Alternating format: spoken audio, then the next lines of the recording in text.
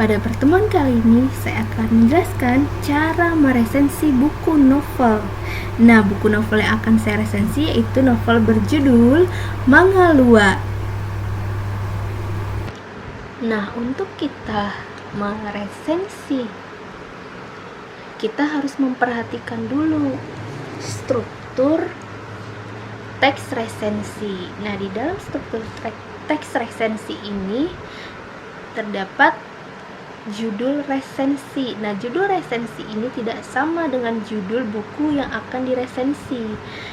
Judul resensi ini berisikan gambaran penilaian terhadap buku yang akan diresensi.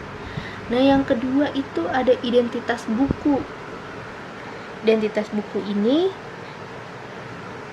meliputi judul bukunya, nama pengarang, nama penerbit, tahun terbit, tempat terbit, ukuran buku, dan jumlah halaman atau sudah ber-ISBN. Nah, lalu ada isi resensi. Isi resensi ini ada mencakup 4 bagian. Yang pertama itu ada orientasi. Nah, orientasi ini dia berisikan penjelasan singkat yang mengenai latar belakang pengarang. Jadi jelaskan dulu tuh latar belakang pengarang ini. Dia itu misalkan seorang penulis terkenal gitu. Kenapa dia bisa terkenal? Karena dari kecil dia sudah pernah sering menulis dalam kegiatan perlombaan, misalkan seperti itu, dan dia juara gitu. Nah, terus juga ada inspirasi cerita. Jadi cerita yang dibuat di novel ini tuh terinspirasi dari apa sih gitu, sehingga si penulisnya ini bisa membuat karya tersebut. Lalu penghargaan. Nah, penghargaan apa saja nih yang udah diperoleh, atau buku apa saja yang sudah diterbitkan oleh si penulis. Nah, itu bagian orientasi. Lalu yang kedua itu ada sinopsisnya. Sinopsis kan sudah sama-sama ya mengetahui kalau sinopsis itu cerita ini tentang apa sih gitu, mengkisahkan tentang apa gitu. Nah, lalu ada analisis. Di analisis ini dia terdapat unsur-unsur buku. Nah, unsur-unsur buku ini misalkan alurnya seperti apa sih di novel itu, lalu gaya bahasanya seperti apa sih, latar belakang pemilihan latar belakangnya seperti apa sih gitu, di mana latar belakangnya gitu. Nah, ini terangkum dalam analisis. Nah, lalu ada bagian yang paling penting nih dalam resensi, yaitu evaluasi. Dia ada kelebihan, ada kekurangan. Jadi dijelaskan kelebihan dari buku yang dibaca ini apa sih, lalu kekurangan buku ini apa sih. Nah, seperti itu. Jadi kita harus memahami struktur teks resensi. Nah, tadi kita harus membuat judulnya dulu. Nah, novel yang saya resensi ini kan adalah judulnya novel Manga Lua. Nah, pertama-tama judul dari resensi saya ini adalah berjudul Kekuatan Cinta. Ini judul resensinya. Nah, sedangkan novel yang akan saya resensi ini di identitas buku ini berjudul novel Manga Lua, judul bukunya, dengan nama pengarangnya Idris Pasaribu, dan penerbitnya Yayasan Pustaka Obor. Tahun terbitnya tahun 2015 dan tempat terbitnya di Jakarta. Jumlah halamannya 296 dan ukuran bukunya ini 11 kali 17 dan buku ini telah ber-ISBN. Nah, itu tadi identitasnya. Nah, sekarang bagian isi resensinya, ada orientasinya nih. Bagian orientasinya ya tadi dijelaskan dulu latar belakang pengarang.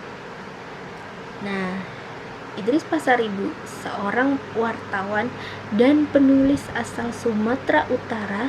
Ia sebagai wartawan sejak umur 18 dan terdapat beberapa karya buku nih yang dihasilkan, diantaranya berjudul Aceh Botak, Cewek Medan. Terus judul bukunya yang ketiga Membunuh dengan Senyum. Terus ada buku yang berjudul Pincalang, ada buku yang berjudul Nikah Lagi, dan yang terakhir itu ada buku Mangalua, buku novel yang saya resensi ini.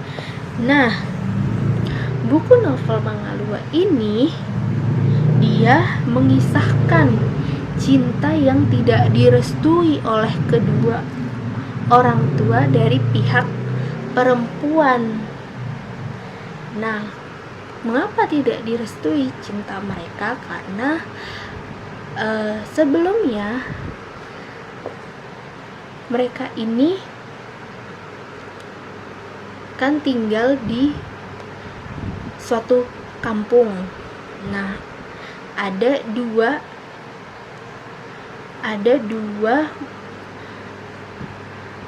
wilayah di kampung itu. Nah, mereka tuh bermusuhan sampai turun-temurun sampai kepada orang tuanya si pihak laki-laki ini, yaitu namanya si Jogal.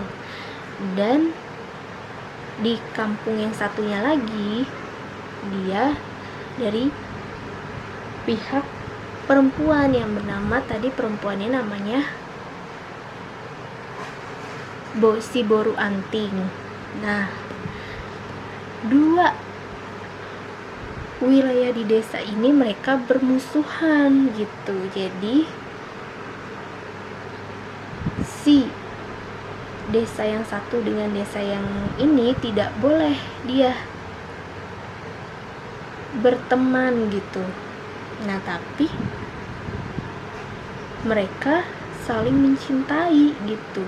Nah, itulah sebabnya makanya cinta mereka tidak direstui, karena di masa lalu terjadi permusuhan di antara kedua pihak kampung ini gitu. Nah, tapi mereka nekat gitu. Si Jogal ini tidak mau pisah dari si perempuan ini, dan perempuan ini pun begitu, karena dia sangat mencintai si Jogal dan si Jogal pun sangat mencintai si Boru Anting ini gitu. Nah, akhirnya si Jogal ini mengajak si Boru Anting ini untuk mangalua atau kawin lari gitu. Nah, setelah itu si Jogal ini membawa lari si Boru Anting ini ke rumah pihak laki-laki, yaitu rumah orang tuanya si Jogal. Dan pada beberapa hari kemudian barulah orang tua dari si Jogal ini datang kepada orang tua perempuan ini dan mengatakan bahwa anaknya itu sudah kawin lari dengan anaknya ini, dan mereka sudah menikah tapi belum secara resmi gitu. Nah, namanya itu manuruk-nuruk gitu. Jadi permohonan maaf yang diberikan kepada orang tua si Jogal kepada orang tuanya si Boru Anting. Nah, tapi orang tuanya si Guru Anting ini marah-marah gitu, sempat tidak terima karena putrinya dibawa kabur oleh si Jogal ini, oleh anaknya. Nah, sempat tuh terjadi perdebatan. Nah, akhirnya si ibunya dari Boru Anting ini pun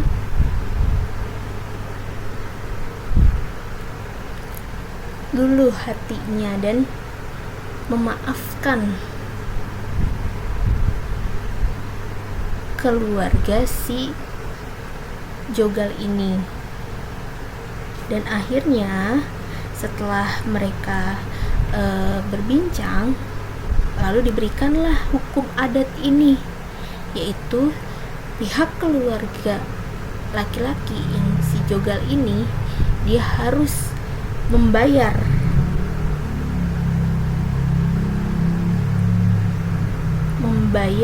uang mahar kepada si orang tua Boru Anting ini sebagai permohonan maafnya. Lalulah baru setelah itu diresmikanlah pernikahan mereka secara resmi dan diadatin. Nah, seperti itu kisahnya.